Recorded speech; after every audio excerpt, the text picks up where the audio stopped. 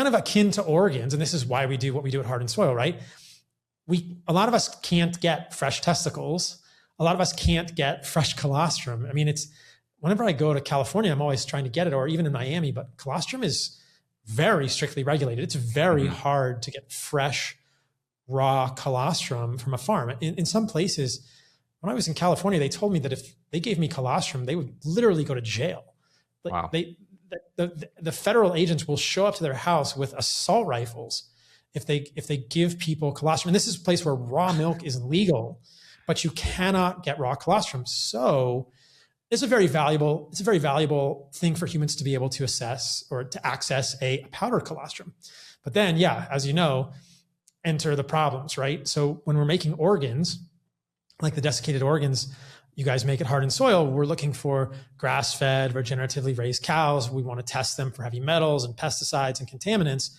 The same is true of colostrum, but colostrum is a little bit more fragile because it's more fat and it has to be sort of taken in the beginning part, right? So there's all these ways that colostrum has to be carefully harvested or collected and then processed to get the most bioactive product into a human mouth. And that's where things start to get interesting, because like you said, when we started looking into this, you can see that this is really a house of cards, that very few companies out there do it right from the beginning to the end. So very few companies are doing it right from the udder to actually a human ingesting it. And there's all these things where it can go wrong. You could get colostrum from cows that are not healthy.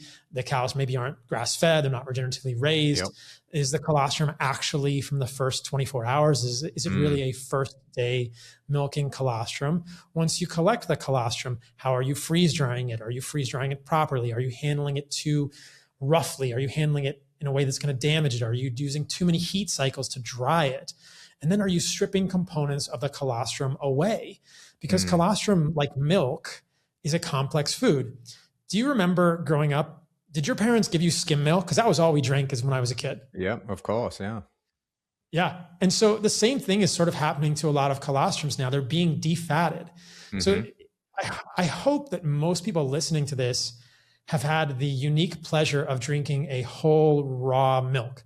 It's divine. It's luscious. It's appropriately fatty. And from the fat of milk comes butter and many other foods, which contain lots of immunologically active compounds.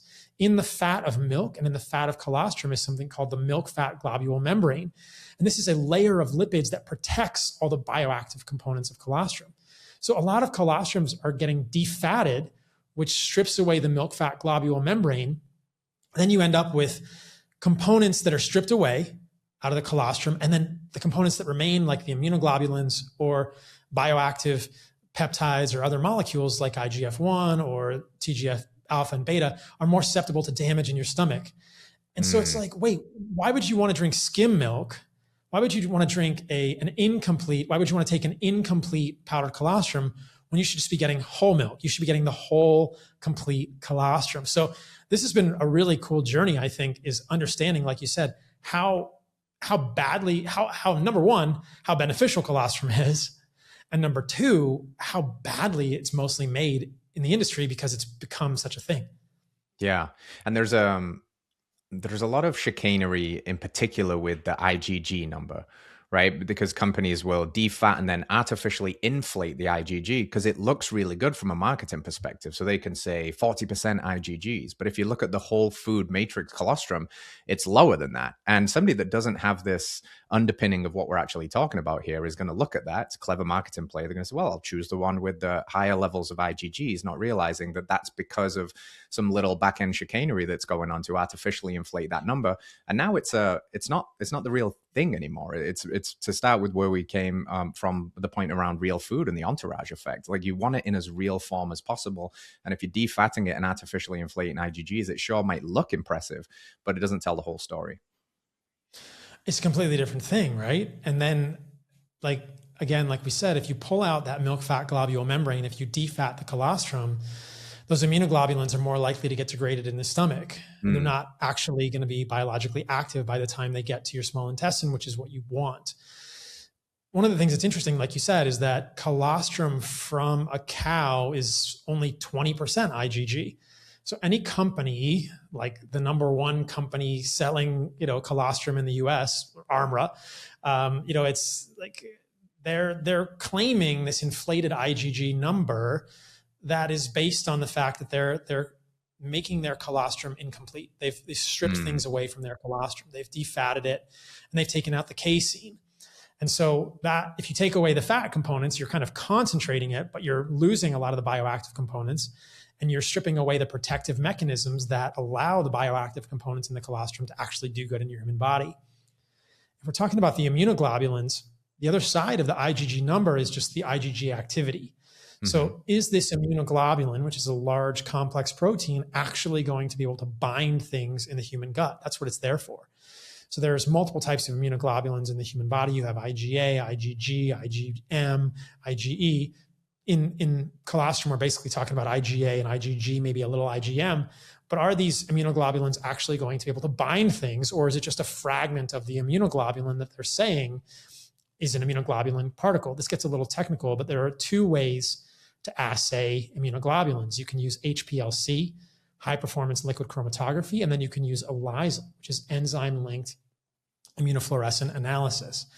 So in HPLC, you can get an absolute number for the IgGs. You could say, oh, it's 40% IgGs or 60 or 50. Oh, great, there's a lot of immunoglobulins. Well, number one, the way they got there is by stripping away other bioactive components. Number two, when you take those incomplete colostrum IgGs and you put them in an ELISA, do they actually bind? A lot of times they don't have any biological activity. So what you're essentially paying for with a lot of the colostrum on the market today is very expensive powdered milk. Yeah. Now, powdered milk is great. You shouldn't pay $100 for, No. You shouldn't pay $100. You shouldn't pay $100 for 100 grams of powdered milk. That's crazy. Powdered milk is much cheaper than $1 a gram, but that's essentially what a lot of these companies that are defatting and sort of stripping away these components of their colostrum, making it an incomplete colostrum, are doing, is they're making this inflated IgG claim without actual numbers to back up that it's active.